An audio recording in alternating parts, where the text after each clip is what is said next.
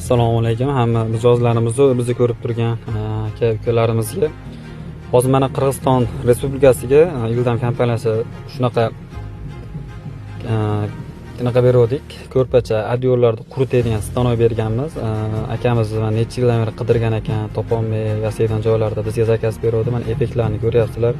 Shunaqa suvlarni chiqarib, juda zo'r holatda qurityapti. Akamiz 4 yil 5 yildan beri gilam uy sohasi bilan shug'ullanar ekan, ko'rpachalari ko'proq hidlanib qolar ekan, shalta bo'lib qolib ketar ekan. Bizga kelib shu talablarni aytdi.